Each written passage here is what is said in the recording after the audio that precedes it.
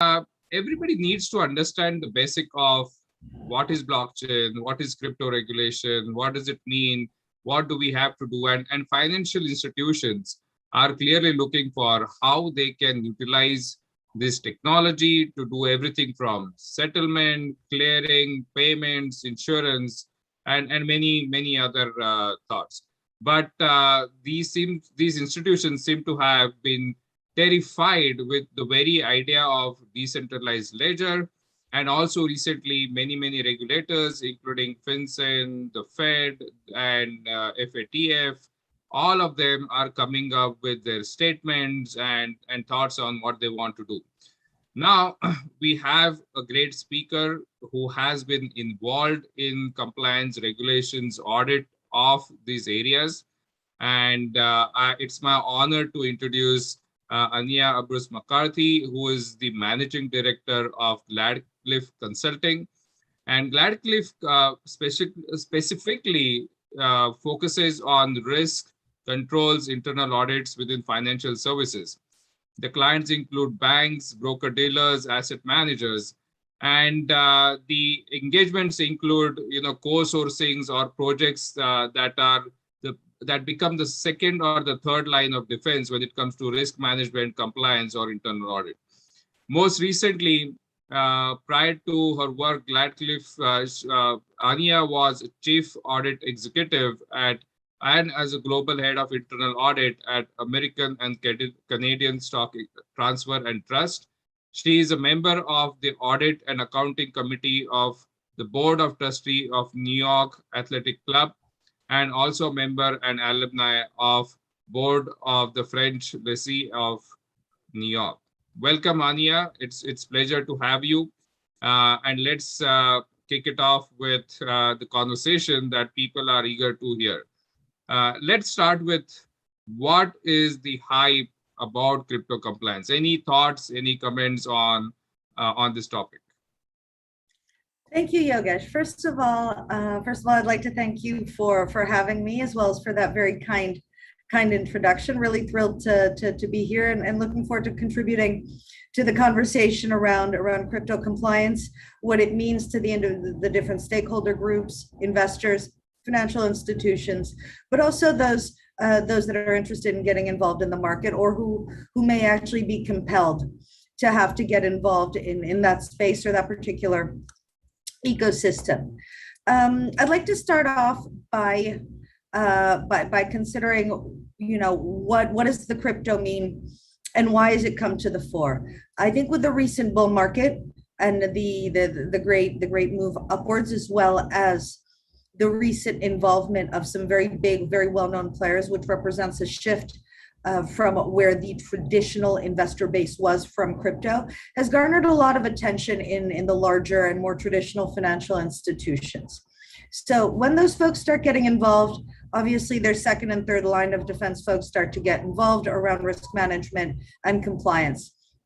And it becomes real. This is a very new area in the market in relation to traditional financial instruments. And with that brings additional challenges and requirements for really continuous learning, right? Making sure that we understand what the product is, what it does, what its risks are.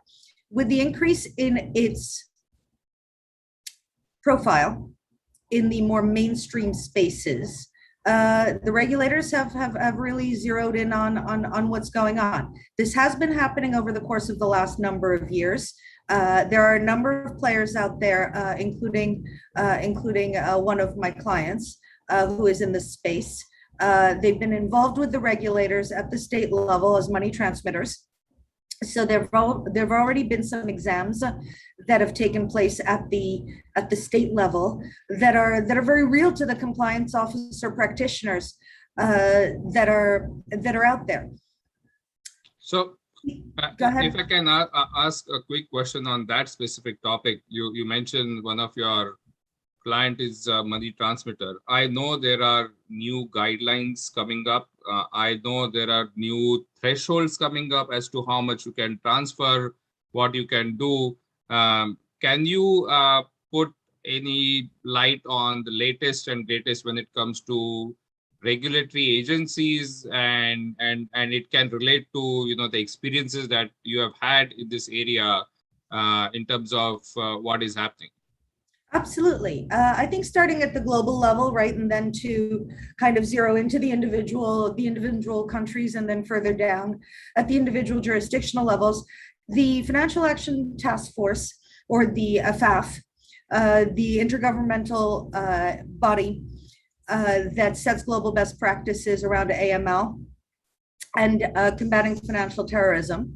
They've announced some guidance designed to increase the transparency and enable its member states to take action, right? So they're giving the member states the ability to rule make at an individual level to enforce action, right? Which obviously cannot be done until rule of law has been established. And what does this do? It really creates an AML KYC environment around the crypto, which is very new.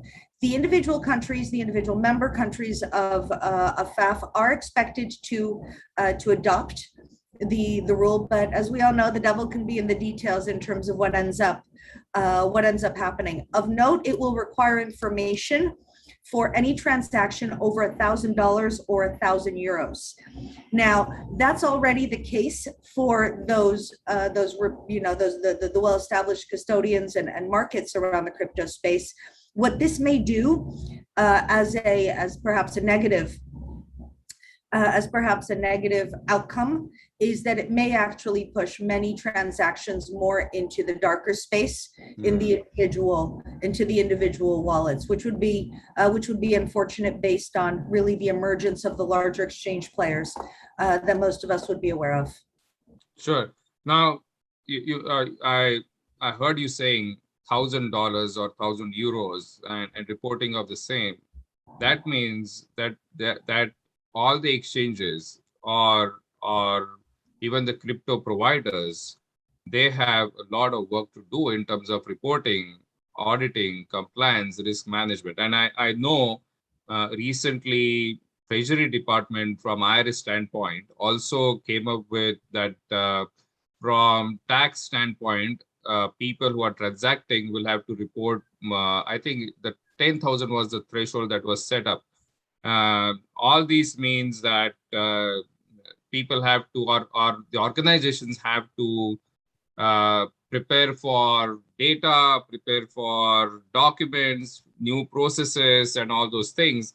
And clearly, recently I read an article about Senator Warren writing to the SEC chairman, Gary Gensler, and it clearly actually described what they are looking for from the government standpoint as well as regulator standpoint. Number one is the fairly and orderly and efficient cryptocurrency exchanges and operation of the same. Second thing is characterizing the assets traded on crypto exchanges, including currencies. Then it has to be scope of ACC's authority. Now they are talking, see, to a large extent, as you mentioned, there is no authority or specific compliance given. So there's a talk about that. And then you mentioned about the international coordination also across different jurisdictions. And most importantly, Mr. Gensler also agreed to CFTC Commissioner Dan Berkowitz on the assessment of absence of the intermediaries. So much talk, very openly being spoken in the market, and it means that people like you have to get involved very, very, very soon. This is clearly interpretation of new guidances. I think I can say that the regulators were watching from the fence. Now they're coming inside. The assets are growing, as you mentioned. So with that, one very broad question I would like to say, how do we best handle this crypto compliance risk? Means what institutions have to think about and how perhaps the help that they can get from any sources? Yes, thank you. Perhaps to pick up on a few of the points that you had mentioned. I think one of the well-accepted realities of life are death and taxes, right? So once the IRS gets involved, it starts to get very real very quickly. Correct. In terms of preparedness for the increasing regime, absolutely, it's all about documentation and data. So organizations absolutely, on the one hand, need to start educating themselves as to understanding how these new or relatively new or new to them, at least, products work. From a regulatory perspective, specifically, you'd mentioned the SEC and the interaction between Washington and or the Hill and some of the other regulators. There's clearly a push for increasing regulation. I think if there's one thing we can expect, it's just more, loads and loads more, and it's going to start coming with increasing velocity. Gary Gensler at the SEC, along with the CFTC, are really looking to characterize crypto as a security or a commodity, right? Which is very, very different than characterization as a currency, right? So as these new products continue to gain momentum and prominence in the investing space, we may end up with a series of enforcement actions that may actually drive law and further guidance, right? As illegal securities are, quote unquote, illegal securities are prosecuted, right? We may end up with a tail wagging the dog type situation, which is usually unfortunate if the regulators do not end up leading from the front as a result of numerous challenges, which I think are well known. But specific to respond to the question, yeah, absolutely. I think it's all going to be about education, but also really understanding in your organization, what are these products being used for, right? The risks and the risks associated with compliance and penalties and other types of negative consequences are also going to be driven by what bucket you fall into. Are you an organization that's new to the crypto space? How are you using it? Are you taking payments? Are you doing something else with the crypto as you interact with your clients? Are you an investor? Same thing. What are you going to be using the crypto for? Is it a hedging strategy? Is it a speculative part of the portfolio? And what does that mean? But make sure you're prepared for the compliance on the back end. I think it's like diamonds. It depends on what you're going to do with them. Are you going to wear them? Are you going to dig them up? Are you going to sell them? Are you going to trade them?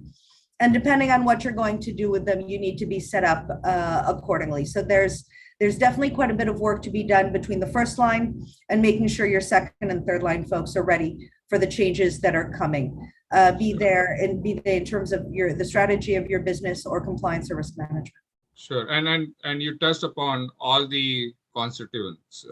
One is whoever is trading, the individual, then is the exchange, then it is the crypto provider, or actually the agents, right? There are so many constituents of this ecosystem. And one of the things that I think I would like to highlight is, now that regulators are talking about it, keep your data ready, keep your documentation ready. I think that is the message. They are going to scrutinize and whatever, and especially when it comes to FinCEN, they are going to go into anti-money laundering and those instances, and there will be deep scrutiny. So I think the broader advice also would be that keep all the documentation and data available. One more thing that, recently the New York Fed Reserve Bank President John Williams, who's also actually on a committee that is setting up US monetary policy called the Federal Open Market Committee. He was invited at the Bank of International Settlements event. And he was very open in saying that the emergence of cryptocurrency poses significant risk and challenges to existing regulations. So I have not heard a single regulator or important person in the financial compliance market or at the Fed, including Janet Yellen, not touching upon this topic recently, as more and more assets start going into this crypto environment. Any closing comments? What's next for crypto regulation? Anything that all these constituents can do? Are there any risks that they should avoid? Um, uh, it seems that crypto is becoming bigger. Obviously, there is ups and downs in terms of valuation, but more and more usages coming in. What should everybody think about? I think it depends on who you are. Are you a large financial institution and you're starting to get your feet wet on the crypto? I think it's going to be about understanding the use. I think it's going to be about watching the regulation, being very careful and conservative in terms of keeping an eye out to news and latest developments. From my perspective, and this is an opinion among many, I think that where the crux of the matter is really around, is it a security or is it a commodity or is it a currency, right? Really what it is, and that's really going to drive what your compliance is going to look like. I think if you're an investor, I think it's about also understanding the volatility and the risk. All of the regulators, local, federal, and international, their eyes are always on protecting the investing public. Right. So much of it is really going to be driven about making sure that the individual investor has an understanding as to what their exposure is and what it means. But I think no matter who you are, the increased regulatory scrutiny is actually just going to involve additional record keeping and a very, very careful monitoring of your information and your data so that you are going to be able to comply with the recent developments around inclusion in AML, KYC, and other rules, especially now that we've got the rulemaking from the IRS upon us. Absolutely. So, I mean, at the closing, what I would say is, if you are involving crypto in terms of reusable debit cards, in terms of ICOs or initial coin offering, or using it to pay for video games or doing any physical transactions, if you have crypto trading securities, or if you have a money service business, doesn't matter. Be aware of what compliances you may have to take care of. They are coming in. Please be ready. Hania is obviously there to help. She is a subject matter expert. She has experience and she's working with exchanges and other authorities as well.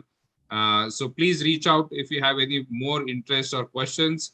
But I hope you all have enjoyed this session. There is more coming on this topic specific to individual regulation as well. We are keeping up to date on events that are happening from regulatory standpoint. And I hope you have enjoyed the session. Have a great remaining part of the week. And talk to you soon on HEXATalk next week. Thank you, Hania. It was a pleasure having you on the call on HEXATalk. Thank you very much for having me, Yogesh. It's been a pleasure.